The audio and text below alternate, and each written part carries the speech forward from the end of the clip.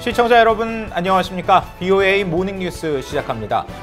북한을 겨냥한 미국의 새 대북제재법, 이른바 원비어법이 오는 18일부터 발효됩니다.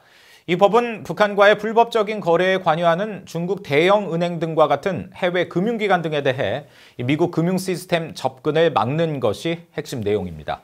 이조은 기자가 보도합니다.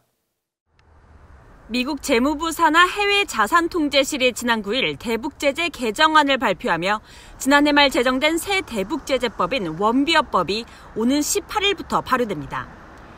이 법은 미국 재무부가 불법적으로 북한의 금융거래를 돕는 해외 은행과 기관에 제재를 부과하도록 하는 내용이 핵심입니다. 제재 대상으로 지정된 개인과 기업에 고의로 상당한 금융 서비스를 제공하는 해외 기관에 세컨더리 보이콧, 즉 제3자 금융 제재를 확대 적용하도록 하는 조항입니다. 기존 제재법 조치에서 더 나아가 미국 내 자산 동결과 차명 계좌 혹은 대리 지불 계좌 유지 개설을 제한 또는 금지하는 강력한 금융 제재 조치가 특징입니다. 특히 미 재무부가 국제통화기금 IMF와 세계은행 등 국제금융기구들의 대북 제재를 이행하지 않는 제3국 정부를 법적으로 지원하지 못하도록 하는 조항이 포함돼 세컨더리 보이콧 확대 적용의 법적 구속력을 높였습니다. 은행 등 해외 기관들의 북한과 거래나 미국 달러 접근 차단, 둘 중 하나를 선택하도록 하겠다는 겁니다. The message is just you can do business with North Korea or the United States, but not both. And that shouldn't be a tough choice for too many institutions. 동시에 해외에서 운용되고 있는 미국 금융기관들의 불법 대북거래 금지 조치도 포함됐습니다. 북한 정부 혹은 대북 제재 대상과의 직간접적인 거래에 고의로 연루된 미국 금융기관의 자산을 처분할 수 있는 사법 권한을 지역 정부에 부여한 겁니다. 불법 대북 교역에 관한 제재 강화 조치도 포함됐습니다. 북한과 석탄, 철, 섬유 등을 거래하거나 해상운송 혹은 인신매매를 돕는 모든 개인과 기업에도 의무적으로 미국 내 자산 동결 등 제3자 금융 제재를 확대 적용하도록 한 겁니다. 북한에 대한 최대 압박을 지원할 법으로 전문가들은 평가했습니다.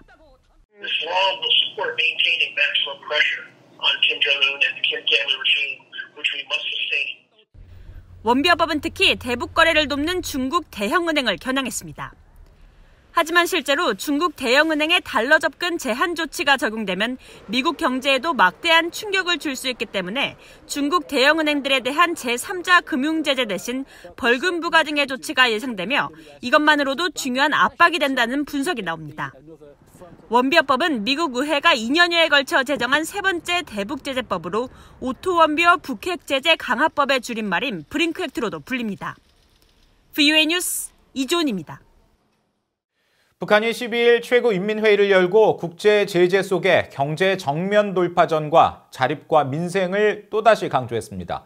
신임 리선곤 외무상은 정치국 후보위원과 국무위원에 선출되면서 외교 라인 개편을 마무리한 것으로 분석됐습니다. 서울에서 한상미 기자가 보도합니다. 예산과 인사 문제를 주로 다루는 북한의 최고인민회의가 지난 12일 평양 만수대 의사당에서 열렸다고 북한 관영 조선중앙통신이 보도했습니다. 예정보다 이틀 늦게 열린 이번 최고인민회의에선 올해 국가 예산안을 승인하고 지난해와 같은 전체 예산의 47.8%를 경제건설에 투입하기로 결정했습니다. 신종 코로나 바이러스 사태 속에서 보건부문 예산은 지난해보다 7.4% 늘리고 평양종합병원 건설에 필요한 자금을 계획대로 보장할 것이라고 밝혔습니다. 새로 제정한 법으론 제자원화법이 주목됩니다. 국제사회 대북 제재로 노동자 파견과 석탄 수출 등 외화벌이가 막힌 상황에서 각종 고철 등 폐기물을 무진장한 원료 원천이라고 강조하고 있는 북한의 고육책으로 분석됩니다. 북한은 앞서 11일에 열린 노동당 중앙위원회 정치국 회의에선 경제계획을 하향 조정하기도 했습니다. 지난해 말 전원회의 결정 사업에서 일부 정책 과업들을 조정 변경하는 문제들을 논의한 겁니다. 조선중앙통신은 신종 코로나 바이러스가 세계적으로 급속히 확산되면서 전 인류적 대재앙으로 번지고 있다며 이런 환경은 장애를 조성하는 조건이 될 수 있다고 우려했습니다. 전문가들은 북한이 자립 토대 구축과 민생 해결 집중 등 정면 돌파전을 고수하고 있다는 지적과 함께 북한 스스로 내부의 어려움을 인정하고 있다고 분석했습니다. 현재 코로나 국면에서 올해 정면 돌파전 경제 성과 그리고 당창군 75돌 세다지 목표에 맞춰서 현재 난국을 좀 개선해 나가겠다 이런 의지가 반영이 됐다고 보고요. 그 경제를 정상화한다, 그러니까 생산을 정상화한다라고 하는 건데 이거는 경제정책 목표 중에서 가장 낮은 수준의 목표입니다. 북한은 그러니까 이런 목표, 그러니까 정면 돌파를 내세우고 있지만은 가장 그 낮은 수준의 경제적인 목표를 달성하는데도 상당한 어려움에 직면하고 있다는 거를 그러니까 이번에 인정한 것 같습니다. 이런 가운데 신임 리선권 외무상은 노동당 정치국 후보위원에 이어 국무위원으로 선출됐습니다. 외무상 임명에 따르는 당연직 지위를 부여받은 것으로 풀이됩니다. 김 위원장의 동생 김여정 노동당 제1부부장도 정치국 후보위원에 복귀했으며 최선희 외무성 제1부상은 최고인민회의 주석단에 앉은 모습이 공개돼 국무위원 자격을 유지하는 것으로 추정됐습니다. 한편 김정은 위원장은 최고인민회의 직전 항공군 전투기 훈련을 시찰하는 등 군사 행보를 이어갔습니다. 서울에서 VOA 뉴스 한상미입니다. 북한 정권은 신종 코로나 바이러스 확산과 관련해 대응 실패를 두려워하고 있으며 스스로도 북한의 의료 체계가 얼마나 취약한지 잘 알고 있다고 전문가들이 지적했습니다. 홍콩에 본부를 둔 대북 구호 단체 코에이드의 카타리나 젤웨거 대표는 13일 워싱턴 내 싱크탱크 윌슨 센터가 개최한 전화 간담회에서 북한 정권은 신종 코로나 바이러스 확산과 관련해 대응 실패를 우려하고 있다고 말했습니다. 젤웨거 대표는 그렇기 때문에 북한이 지난 1월 말에 국경 봉쇄 조치를 취했다면서 북한 내 감염자가 어느 정도 있는지 추정하는 것은 어렵다고 말했습니다. 이어 신종 코로나 바이러스로 인한 북한 내 교통이 통제되면서 본격적인 영농기를 맞아 농업자재 이동에 어려움이 있을 것이라며 농업 생산에 영향을 미칠 것이라고 전망했습니다.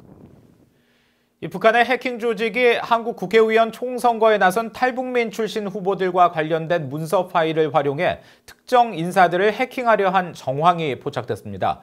한국 내 민간 보안업체 안랩과 이스트 시큐리티는 10일 북한의 해킹 조직으로 알려진 김숙희가 오는 15일 한국의 제21대 국회의원 선거를 앞두고 21대 국회의원 선거 관련 외교 문서 관련 이춘재 국장이라는 이름의 문서 파일을 특정 대상에 보내 해킹 공격을 시도한 정황을 파악했다고 밝혔습니다. 이 업체들은 또 김숙희가 보낸 악성 문서에 이번 선거에 출마하는 태영호 전 영국 주재 북한 공사와 지성호 나우 전 대표 등 탈북민들의 개인정보와 당선 가능성에 대한 언급이 담겨 있었고 이 악성 파일에 접속하면 목표 컴퓨터를 감염시켜 정보를 탈취하고 원격 조정이 가능하도록 고안됐다면서 총선을 앞두고 김숙희 그룹의 해킹 공격이 꾸준히 포착되고 있는 만큼 각별히 주의가 요구된다고 강조했습니다. 이 한국 전쟁에서 사망한 직후 방부 처리돼 식별이 불가능했던 이 미군 무명 용사들의 신원 확인 작업이 새로운 감식 기법 확보로 활기를 띄우면서 미국 유해 감시 당국의 최대 프로젝트로 부상했습니다. 미 국방부 산하 전쟁포로 실종자 확인국 DPAA의 제니진 박사는 최근 VOA에 미군 유해 감식소가 빗장뼈로 불리는 유해 쇄구를 70년 전 엑스레이 기록과 비교해 신원 확인하는 신기술을 개발했다고 밝혔습니다. 진 박사는 이를 통해 한국전쟁 직후 미군 유해 867구가 미국에 송환될 당시 시신 방부 처리 용액을 사용하면서 신원 감식이 불가능한 이른바 무명용사로 분류됐던 미군 유해 652구에 대한 감식이 가능해져 이들이 70년 만에 이름을 찾고 가족품으로 돌아가게 될 가능성이 커졌다고 밝혔습니다. 진 박사는 600구가 넘는 유해들이 모두 감식 대상이 되는 만큼 이는 그동안 북한에서 송환받은 유해 숫자를 뛰어넘는 규모라며 한국전쟁 미군 참전 용사 신원 확인 프로젝트가 DPAA의 중심 프로젝트로서 더 많은 유해 감식에 전기를 마련해 줄 것으로 기대한다고 밝혔습니다. 이상으로 VOA 모닝뉴스를 마칩니다. 함께해 주신 여러분 고맙습니다.